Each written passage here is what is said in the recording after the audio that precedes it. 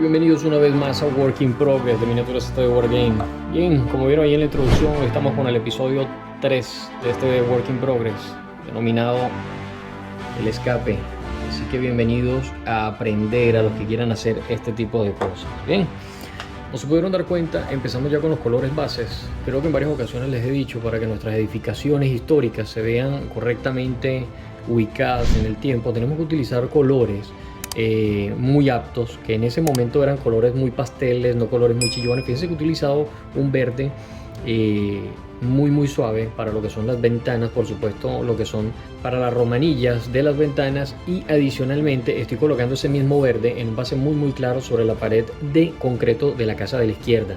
Esto nos va a permitir empezar a elevar con grises muy claros y nos va a dejar este color de verde piedra húmeda, muy típico de este tipo de estructuras. Adicionalmente, ya empecé también a imprimir todo lo que son las capas internas. Fíjense que utilicé el mismo verde húmedo para la casa más pequeña, luego un carne claro para la casa de al frente de la esquina, y el mismo tono pero pintado con aerógrafo para que dé este efecto de ahumado o humedad que se puede ver en la pared, y esto lo va a hacer ver muy realista.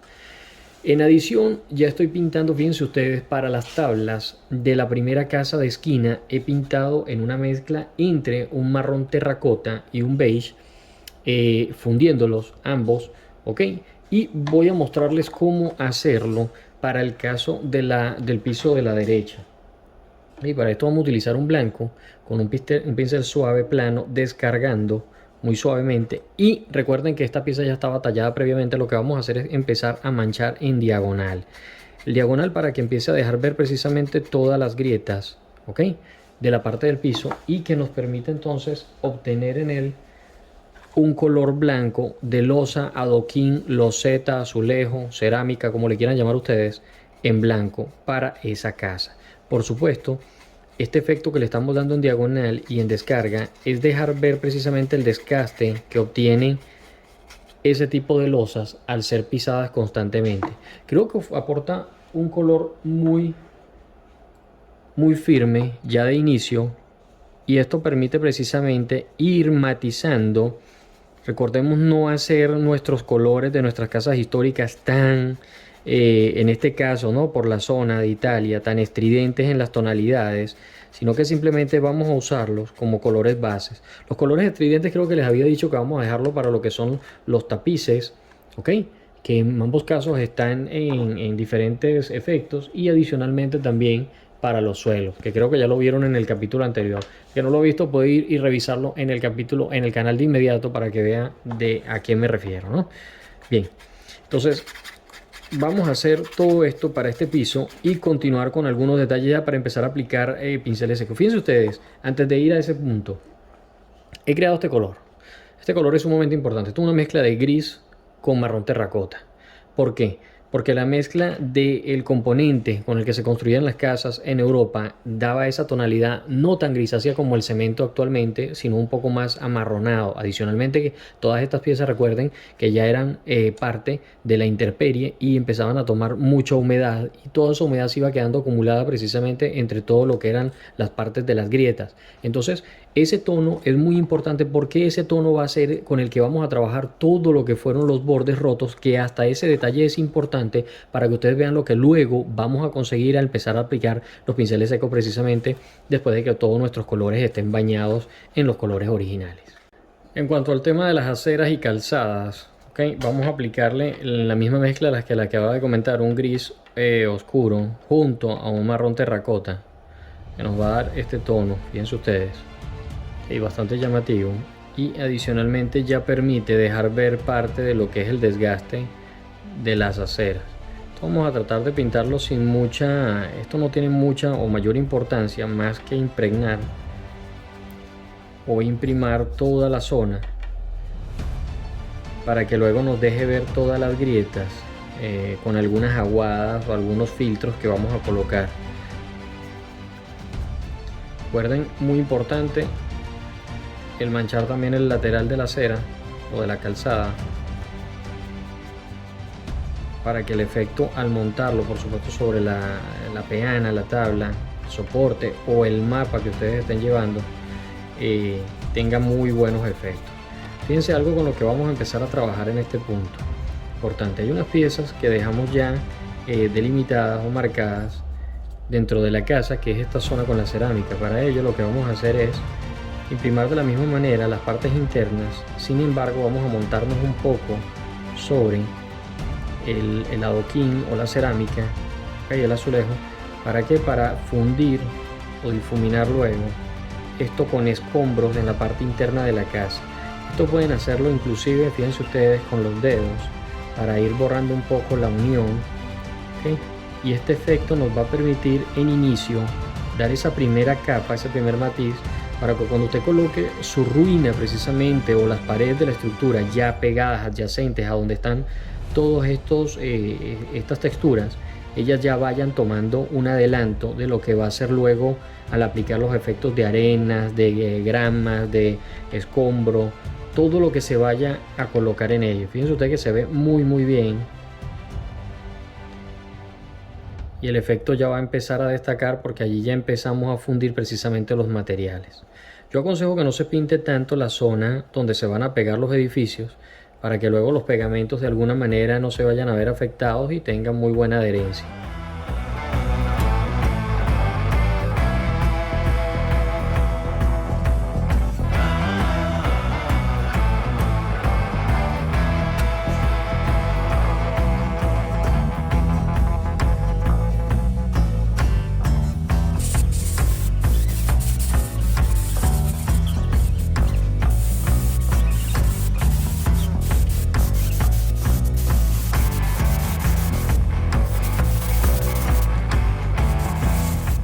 Fíjense, con esto hemos terminado el color base de toda la estructura.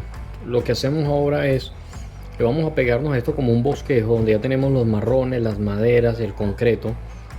Lo que vamos a empezar a aplicar a partir de ahorita van a ser todo lo que son los tonos, en este caso planos, los efectos, y en adición todos los filtros y demás efectos que le podamos colocar a la estructura.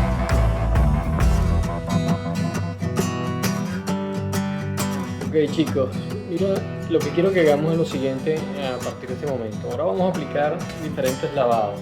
Entre eso vamos a estar aplicando sombras de Citadel, algunas de Army Painter, y si tienen en disposición muchísimas otras, lo importante es que sea solamente eso, sombra, ¿no?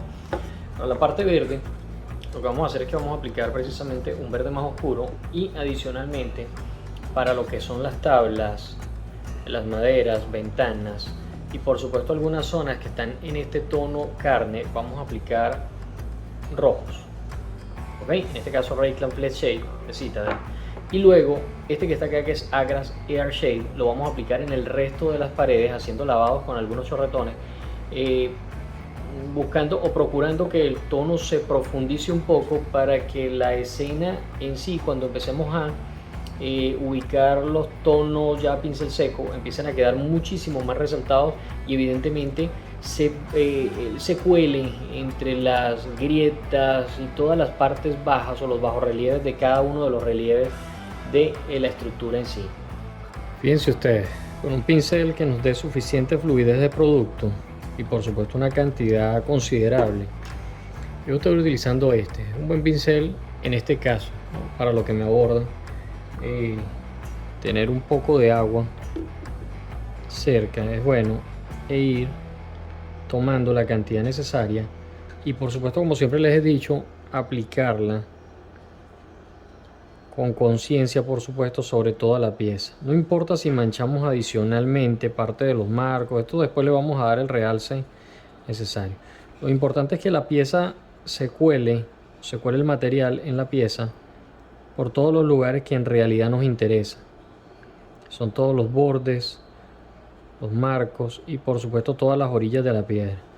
Adicionalmente, si de alguna manera el material va a tocar parte de la estructura, adicionalmente esto va a permitir que luego nosotros podamos resaltar esas estructuras, creando un poco de moho, un poco de humedad, toda la humedad de las que les hablaba en inicio, que se va a ir agrupando debajo, en especial de estas zonas como balcones que siempre tienen humedad excedente debido a la acumulación de agua por lluvia, por muchos otros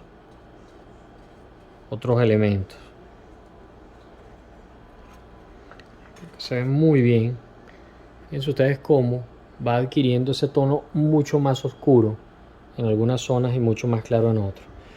Podemos hacer lo mismo para la parte interna. Sin embargo, yo recomiendo que para la parte interna se disipe un poco, ¿okay? Y simplemente se manche lo que necesariamente queramos manchar. En este caso las esquinas, las partes bajas de ventanas, ¿okay? Y marcos, ¿okay? En este caso, ese es el caso para los verdes. Yo recomendaría que en el caso de las ventanas se hiciera lo mismo de una vez, porque fíjense ustedes, nos da una muy hermosa tonalidad ya de inicio y va a resaltar y remarcar todo lo que son todas las ranuras de la romanina o de la madera tallada en el marco. Parece que es un buen momento precisamente para hacerlo, así que vamos a hacerlo con el resto.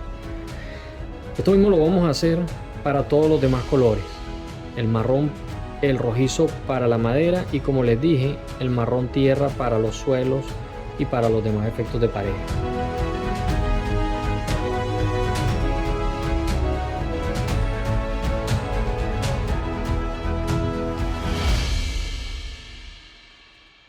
Fíjense, yo adicionalmente voy a colocar un poco en la parte baja de la piedra del lateral, o donde ustedes hayan colocado algo de piedra o de grisáceo. ¿Por qué?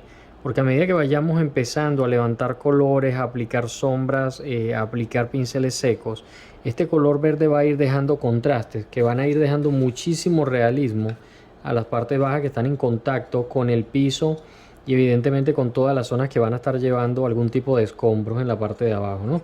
Entonces esto no sería una mala idea aplicarlo en este punto, ya que de alguna forma vamos a llegar a ese punto tarde que temprano, ¿ok? Y aquí podemos ir avanzando en ese tema. Fíjense ustedes, mientras todo el tema de la sombra, el sombreado de la pieza va secando, que ya se ha aplicado tanto en maderas como en todos los demás materiales en los que les acababa de decir, lo que vamos a hacer es que vamos a pegar nuestra pieza del suelo a nuestra base para poder empezar precisamente a trabajar con los mismos tonos en ella, tanto las sombras como los pinceles secos y demás filtros que se le vayan a colocar.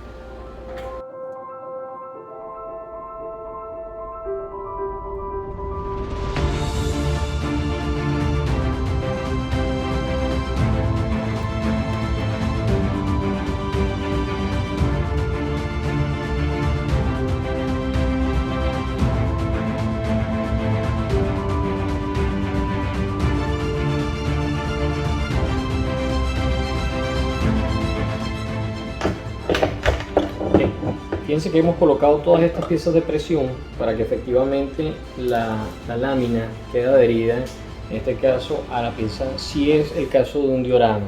Si simplemente la pieza es una pieza de escenografía para una mesa de wargaming, lo mejor es dejar la pieza directamente sobre la base y dejarla a la necesidad que se vaya a presentar para colocarla, sea sobre pasto, sobre una lámina o un tablero de ciudad, urbano, lo que sea que ustedes quieran que vayan a hacer. Vamos a dejar que esto vaya secando mientras vamos al siguiente paso.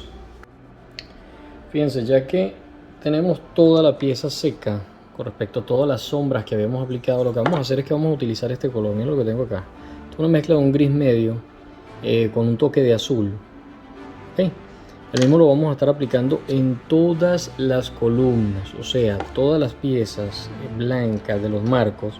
Vamos a aplicarle esto antes de empezar con el pincel seco para que se haya secado y efectivamente levantar todo esto como si fueran las partes de concreto externas más sobresalientes y quede muchísimo más remarcado.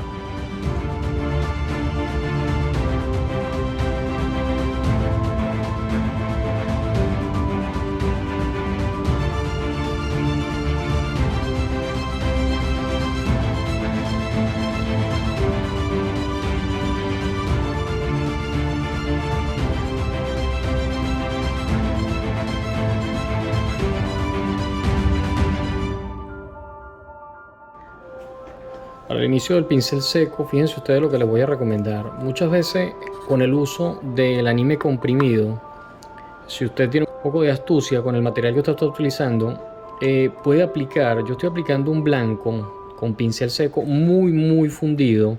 Fíjense ustedes lo que sucede. sin tener que dar una base al negro del cartón comprimido, en este caso siendo negro, porque hay cartones comprimidos blancos, hay muchísimos colores, pero siendo el negro, que fue el que yo les recomendé, usted puede aplicar directamente el blanco. Fíjense ustedes lo que sucede.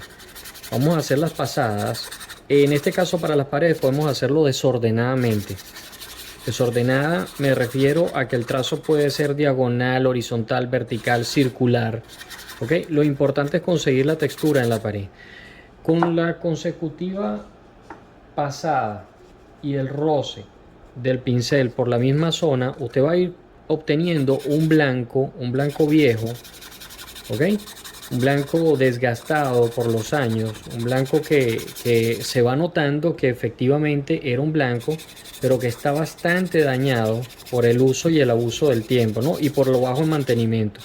Que adicionalmente tenemos que tener en cuenta que el edificio expuesto durante la Segunda Guerra Mundial estaba muy maltratado por la intemperie, y esto permite, recuerden que acabo de decir en desorden, pero teniendo cierto orden también en la pincelada para que no se vaya a ver feo. La intención es que consigamos una lógica dentro de los trazos. Fíjense ustedes lo que acabamos de obtener aquí. Miren ustedes el blanco de la pared del fondo y la siguiente. Esto lo que podemos hacer es irlo incrementando poco a poco y con varias pasadas.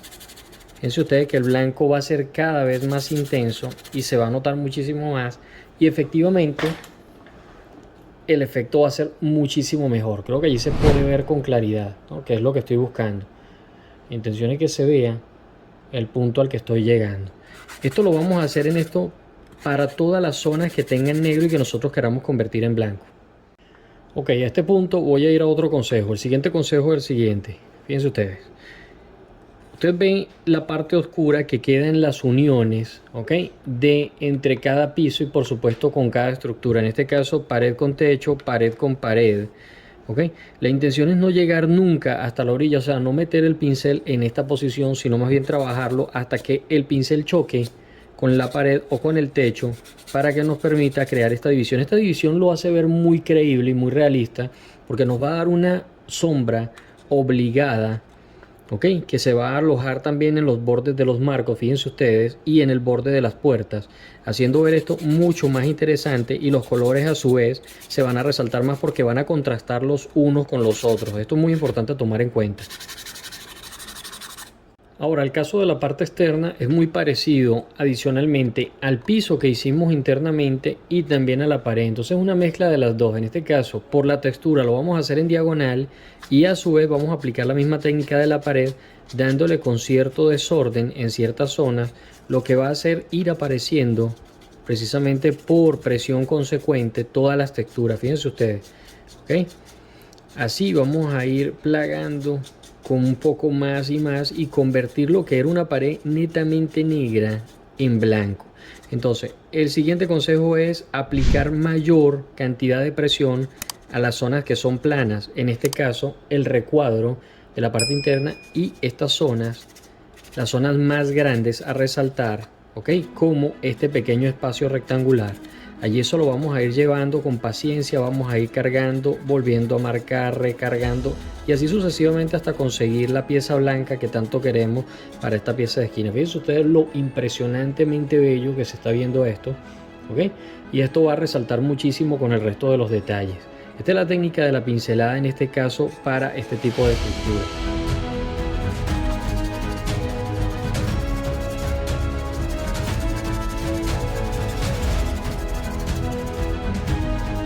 El color, pues como ustedes se están dando cuenta, es una mezcla de blanco con un beige muy claro, casi crema, un vainilla podríamos llamar, de manera de que el color no se vea tan soso y que el edificio no pierda en coloración, por lo menos a los tonos base que le habíamos aplicado inicial y originalmente, ¿eh?